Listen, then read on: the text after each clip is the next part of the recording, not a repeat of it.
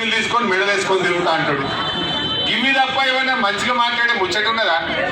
మొన్నేందో Harvard పోయి వచ్చిందట. ఈయన హార్వర్డ్ పోయినా అంతరిక్షం పోయినా కుక్కతోక వంకరది.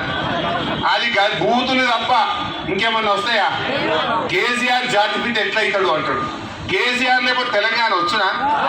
అసలు ఈ తెలంగాణ ఈ స్వరాష్ట్రం ఎట్లొచ్చింది? కేసీఆర్ త్యాగాలతోని ఆయన ఆమరణ నిరాహార దీక్ష పడితే మీరందరూ కూడా దీక్ష పట్టింది కదా. తెలంగాణ కోసం మీరందరూ బయలుదేరలే రోడ్ల మీదకి. ఈ రేవంత్ రెడ్డి నన్ను ఒక్కడైనా జై తెలంగాణ అన్నాడా? ఈ ముఖానికి తెలంగాణ తెచ్చిన దాంట్లో మీరు అమరులు.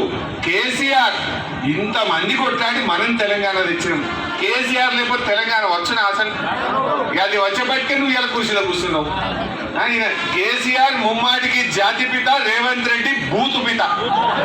వీడు బూతులు తప్ప ఏమైనా వస్తాయా వారికి? అరే నువ్వు ఇప్పుడు రేపు ముఖ్యమంత్రి అంటే ఏం మాట్లాడాలి? ఇగో నేను 4000 పింఛన్ రేపటికి ఇస్తున్నా అని చెప్పాలి.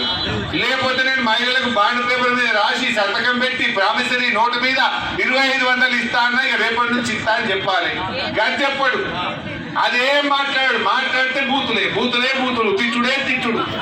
అరే కేసీఆర్ ఏమో మీ పొలాలకు నీళ్ళెట్ల దేవాలని తనలాడిండు, మీ ఇళ్ళకు మంచి నీళ్ళెట్ల దేవాలనో తనలాడిండు, రోడ్లు ఎట్ల వేయాలనో తనలాడిండు.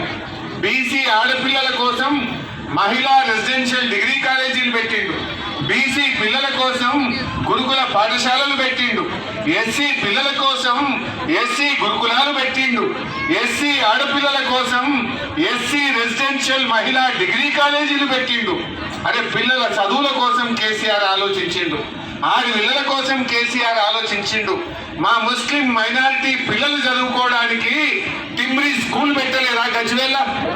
गजवेल में टिमरी स्कूल 2 स्कूल लगाए तो हमारी माइनॉरिटी के बच्चे और बच्ची कितना अच्छा इंग्लिश मीडियम में पढ़ ले रहे.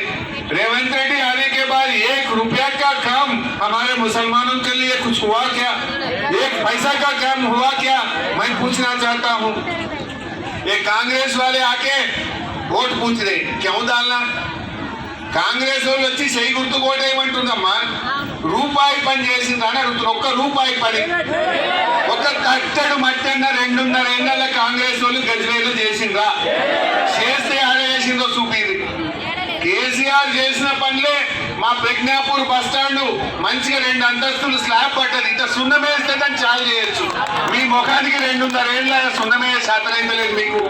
2.5 ఏళ్ళ నుంచి ప్రజ్ఞాపూర్ బస్ స్టాండ్ ఆగబట్టి పెట్టిన దరిద్రులు